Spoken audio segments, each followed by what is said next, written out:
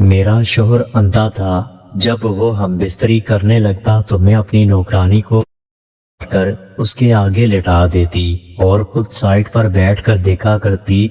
जिंदगी की राहों पर इंसान अक्सर अपनी जिद, लालच और वक्ती जज्बात के बहकावे में ऐसे फैसले करता है कि जो उसकी पूरी जिंदगी का रुख बिल्कुल बदल देते हैं। कुछ गलतियां इतनी भारी साबित होती हैं कि फिर उम्र भर उनका बोझ उठाना पड़ता है। ये कहानी भी एक ऐसी औरत की कहानी है जिसने अपनी नादानी में सब कुछ खो दिया था। मेरा नाम साइमा है। मेरी शादी एक सीधे साधे और नेक इंसान से हुई थी, लेकिन मैंने कभी उसकी कदर नहीं की। उसने अपनी हिम्मत के मुताबिक मुझे खुश रखने की बहुत कोशिश की, मगर मेरे दिल में एक नामुकम्मल ख्वाहिश हमेशा सर उठा रही थी। जवानी की दहलीज पर कदम रखते ही माँ बाप ने मेरा रिश्ता कर दिया था, और जिस इंसान को मैंने निकाह वाले दिन देखा था उसे देखकर मेरे सारे अरमानों पर पानी फिर चुका था। आज गुस्से से मेरा बुरा हाल हो रहा था। समझ नहीं आ रही थी कि क्या करूं। घर वालों ने मेरे साथ बहुत ज्यादती की थी। उन्होंने महज पैसे के लिए मेरी शादी एक अंधे इंसान के साथ कर दी। एक ऐसा इंसान जो अपनी मर्जी से दुनिया को देख नहीं सकता था, कहीं अकेले आ जा नहीं सकता था, उसे मेरा हमसफर बना दिया था। उन्हें तो इस चीज का फायदा हुआ था, उन्हें जरूरत को पूरा करने के लिए पैसे मिल चुके थे, मगर मैं कहाँ जाती। मुझे तो कोई रास्ता नजर नहीं आ रहा था। मैं ये सोच रही थी कि दरवाजे पर दस्तक हुई। फिर दरवाजे के अंदर वो आता दिखाई दिया। उसके साथ मुलाजिम भी मौजूद था जो हर वक्त उसके साथ रहता था। वो उसे कमरे में बिठा कर वापस चला गया और जाते जाते मुझे कहने लगा, अगर किसी भी चीज की जरूरत हो, कोई भी मसला हो तो मुझे आवाज देकर बुला लेना, मैं साथ वाले कमरे में हूँ। मैंने रोते हुए सर हिला दिया। मेरा शौहर मेरे पास बैठा और अपने हाथों से टटोल कर मेरी तरफ देखने लगा। गुस्से की एक लहर मेरे पूरे वजूद में दौड़ गई थी। मैंने उसका हाथ पीछे झटक दिया। उसके चेहरे पर हैरत के तासुरात उभरे थे। शायद वो इस रद्द अमल के लिए तैयार नहीं था।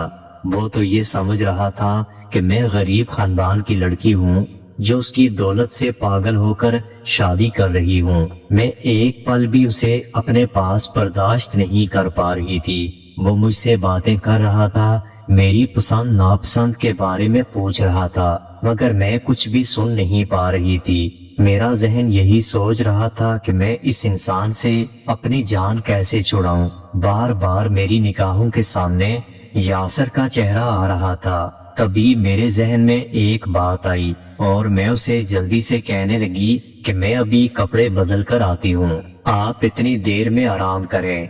उसे बिस्तर पर लेटाकर मैं कपड़े बदलने के लिए कमरे से बाहर आई।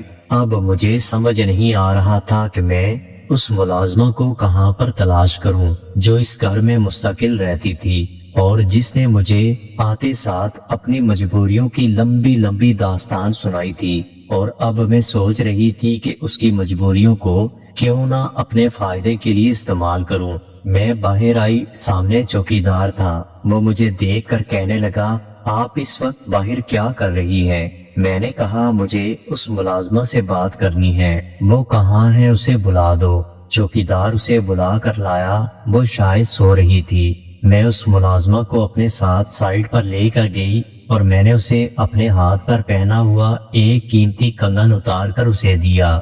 मैंने उससे कहा कि तुमसे मुझे काम है और अगर तुम मेरा वो काम कर दोगी तो मैं इससे ज्यादा तुम्हें पैसे दूंगी। तुमने कहा था कि तुम्हारी बेटी बीमार है, उसके इलाज के लिए तुम्हारे पास पैसे नहीं। वो मेरी बात सुनकर मुझे देखने लगी। मैंने कहा, तुम्हारी बेटी का इलाज भी करवा दूंगी और तुम्हारी तमाम जरूरियात को भी पूरा करूंगी, तुम्हें बस मेरा काम करना होगा। जब मैंने उसे अपनी बात बताई तो वो अपने कानों को हाथ लगाने लगी। कहने लगी, अगर मेरे शोहर को पता चला तो मेरे साथ क्या करेगा? मैंने कहा, अगर तुम मेरा काम नहीं करोगी तो मैं तुम पर चोरी का इल्जाम लगाकर तुम्हें घर से निकलवा दूंगी। उसने सर झुका लिया और मेरी बात मान ली। वो मेरे साथ कमरे में आई اسے میں اپنی جگہ بستر پر لٹا کر خود کمرے سے باہر آ چکی تھی۔ تقریباً 1 گھنٹے کے بعد وہ کمرے سے باہر آئی تو خوشی کی ایک لہر میرے پورے وجود میں دوڑنے لگی۔ میں نے اس کا شکریہ ادا کیا اور وہ جھکی نظروں کے ساتھ وہاں سے چلی گئی۔ میں جب کمرے میں واپس آئی تو میرا شوہر سو رہا تھا۔ میں بھی ایک جگہ پر لیٹ گئی۔ اس انسان کو برداشت کرنا میرے لیے ممکن نہیں تھا۔ وہ مجھ سے اچھے طریقے سے بات کرتا، میرا بہت خیال رکھتا، وہ مجھ سے محبت کرتا تھا، مگر اسے دیکھ کر مجھے اس سے نفرت محسوس ہوتی تھی۔ میں اپنے گھر والوں سے ناراض تھی کہ انہوں نے میرے ساتھ ایسا کیا تھا، اس لیے میں ان سے بات نہیں کرتی تھی۔ ایک دن ماں خود ہمارے گھر آئی، روتے ہوئے مجھے گلے لگا لیا، کہنے لگی تم اتنے دن سے ایک بار بھی ملنے نہیں آئی۔ ماں کی بات سن کر میرا دل پھر سے بھر آیا۔ اتنے میں میرا شوہر آیا تو کہنے لگا تم ان کے ساتھ کچھ دن کے لیے چلی جاؤ۔ یوں میں اپنی ماں کے ساتھ رہنے کے لیے ان کے گھر آ گئی۔ پھر ایک دن میری یاسر سے ملاقات ہوئی۔ اس کو دیکھ کر پرانی محبت جاگ اٹھی۔ اس نے ایک شکوہ بھری نظر مجھ پر ڈالی اور دوبارہ سے وہ اپنے کام میں مصروف ہو گیا۔ میں نے کافی دیر اسے نظر انداز کرنے کی کوشش کی مگر خود پر قابو نہیں پا سکی۔ میں دل کے ہاتھوں مجبور ہو کر اس کی طرف مخاطب ہو بیٹھی۔ پھر اس کی شکوہ بھری باتیں سن کر مجھے اندازہ ہوا کہ وہ بہت دکھی ہے۔ یاسر کو دیکھنے کے بعد میرے دل میں ایک عجیب خیال آیا۔ میں سوچنے لگی کہ اس خیال کو تکمیل تک کیسے پہنچاؤں۔ گھر آنے کے بعد میں نے اپنے منصوبے پر عمل کرنا شروع کر دیا۔ وہ ملازمہ اپنی مجبوری کی وجہ سے میری بات ماننے پر مجبور تھی۔ اس کی طرف سے مجھے اطمینان تھا، وہ میری یہ بات کسی کو بتا نہیں سکتی تھی۔ دوسری طرف ایک ملازم تھا جو میرے شوہر کا بہت خاص آدمی تھا۔ وہ ہر بات میرے شوہر کو بتاتا تھا اسے راستے سے ہٹانے کے لیے۔ پھر میں نے یہ منصوبہ بنایا۔ آدھی رات کو فون کر کے میں نے اسے اپنے کمرے میں یہ کہہ کر بلایا کہ میرے شوہر کی طبیعت خراب ہے۔ وہ فوراً میرے کمرے میں آیا۔ میں چیخنے لگی، میں شور مچانے لگی۔ میرا شوہر گھبرا کر اٹھ بیٹھا اور مجھ سے پوچھنے لگا کہ تمہیں کیا ہوا۔ میں نے کہا کہ اس ملازم نے میرے ساتھ زبردستی کرنے کی کوشش کی۔ میرے شوہر نے اسے فوراً نوکری سے نکال دیا۔ جیسا میں نے سوچا تھا بالکل ویسا ہوا۔ پھر میں نے اپنے شوہر سے کہا کہ میرا دور کا کزن ہے، ویسے بھی اسے نوکری کی تلاش ہے، وہ آپ کے ساتھ رہے گا، آپ کا خیال رکھے گا۔ میری بات سن کر شوہر کہنے لگے اگر تم کہہ رہی ہو تو صحیح ہوگا، یوں بھی تم سے زیادہ میرے ساتھ اور کون مخلص ہو سکتا ہے۔ شوہر کی بات سن کر ایک پل کو میں شرمندہ ہوئی۔ میں سوچنے لگی کہ میں ان کے ساتھ کیا کر رہی تھی اور ان کے میرے بارے میں کیسے جذبات تھے، مگر میں نے جذبات کو سلا دیا اور پھر میں نے یاسر کو گھر بلا لیا تھا۔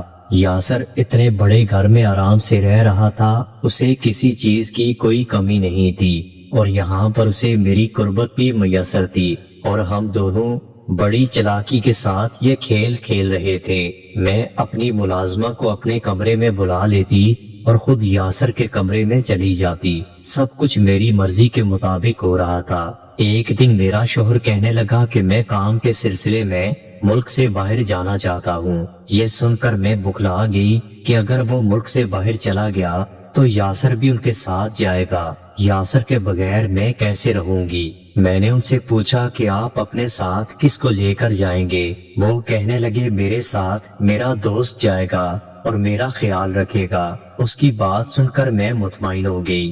شوہر کے جانے کے بعد میں اور یاسر بھرپور انداز میں وقت گزارنے لگے۔ اپنے شوہر کے پیسوں کا استعمال کرتے ہوئے میں یاسر کے ساتھ عیش کر رہی تھی۔ ہم دونوں بہت خوش تھے۔ پھر کچھ دنوں کے بعد میرا شوہر گھر واپس آیا تو وہ پہلے سے بدلا ہوا لگ رہا تھا۔ رات کو حسب معمول میں نے ملازمہ کو اپنے کمرے میں بلا لیا اور خود یاسر کے کمرے میں چلی گئی۔ مجھے اس کے کمرے میں گئے ہوئے ابھی تھوڑی دیر گزری تھی جب ایک دم کمرے کا دروازہ کھلا اور لائٹ آن ہوئی، اور جب میں نے پیچھے مڑ کر دیکھا تو پیچھے میرا شوہر کھڑا تھا۔ وہ بالکل سامنے دیکھ رہا تھا۔ اسے دیکھ کر ایک پل کو میری سانس رکی تھی، مگر اس کے اندھا ہونے کا سوچ کر میری سانس میں سانس آئی تھی۔ کافی دیر تک وہ وہاں کھڑا رہا۔ اسے دیکھ کر ہم لوگ پھر سے ایک دوسرے میں مصروف ہو چکے تھے۔ وہ دروازہ بند کر کے وہاں سے چلا گیا تھا۔ اپنے شوہر کی یہ کمزوری میرے لیے بہت فائدہ مند ثابت ہوئی، اور اگلے دن جب میں صبح ناشتے کے لیے ٹیبل پر آئی تو یہ دیکھ کر میں حیران ہوئی۔ سامنے ٹیبل پر میرا شوہر بیٹھا تھا، اور حیرانگی کی بات یہ تھی کہ اس کے ہاتھوں میں اخبار تھا۔ تبھی میرے شوہر نے مجھ پر ایک نظر ڈالی، کہنے لگے کہ میں تمہیں یہ خوشخبری سنانا بھول گیا تھا کہ میں باہر اپنی آنکھوں کا آپریشن کروانے گیا تھا، اور خوشی کی بات یہ ہے کہ میری نظر واپس آ چکی ہے۔ شوہر کی بات سن کر میرا اوپر کا سانس اوپر اور نیچے کا سانس نیچے رہ گیا تھا۔ اس کا مطلب تھا کہ رات کو جو ہوا وہ سب اس نے دیکھ لیا تھا۔ میرے چہرے کے تاثرات دیکھ کر وہ زخمی انداز میں مسکرانے لگا، کہنے لگا میں نے تم پر اعتبار کیا تھا، تم سے سچی محبت کی تھی۔ جب تم نے میرے وفادار ملازم پر الزام لگایا تھا تو میں چونک پڑا تھا، اور کافی دن کے بعد اس نے مجھے بتا دیا تھا کہ تم جھوٹ بول رہی ہو، مگر میں تمہاری حقیقت خود جاننا چاہتا تھا۔ میں کسی کے منہ سے تمہارے بارے میں کوئی بات سننا نہیں چاہتا تھا، اور اب جب میں آپریشن کروا کر واپس آیا تو تم نے جب ملازمہ کو میرے کمرے میں بھیجا تو میں حیران ہوا۔ ملازمہ مجھے اندھا سمجھ رہی تھی، مگر جب میں نے اس سے بات کی اور اسے یہ سب پوچھا تو وہ پہلے ڈر گئی، اور پھر روتے ہوئے کہنے لگی کہ میں مجبور تھی، میں نے سب کچھ مجبوری میں کیا تھا۔ میں اپنا شک دور کرنے کے لیے آج رات کو تمہارے کمرے میں آیا تھا، پھر مجھے اندازہ ہوا کہ تم یہ سب کیوں کر رہی تھی۔ اس نے میرے ہاتھ میں ایک لفافہ رکھا، کہنے لگا اس میں تمہاری طلاق کے کاغذات ہیں، میں نے تمہیں اپنے رشتے سے آزاد کر دیا۔ میں حیران ہو کر اپنے شوہر کو دیکھ رہی تھی، اس نے مجھے معافی مانگنے کا موقع تک نہیں دیا۔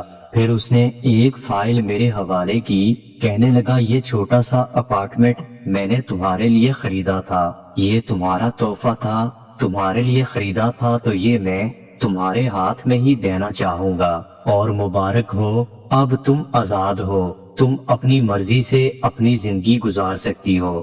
میرے بیگ میں اچھے خاصے پیسے موجود تھے۔ واپس آتے ہوئے میں اپنے تمام کپڑے اور زیورات بھی اٹھا لائی تھی، جو کافی ٹائم تک ہم دونوں کی ضروریات پوری کرنے کے لیے کافی تھے۔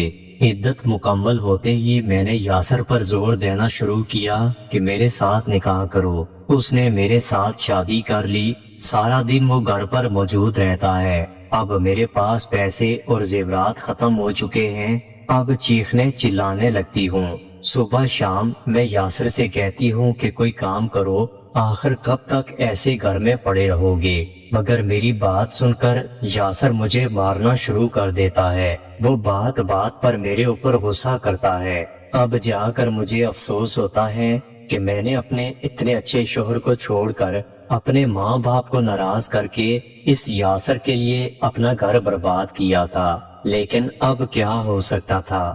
دوستو، ویڈیو اچھی لگی ہو تو ویڈیو کو لائک اور میرے چینل کو سبسکرائب ضرور کیجیے گا۔ اپنا بہت سارا خیال رکھیے گا، ملتے ہیں اگلی ویڈیو کے ساتھ۔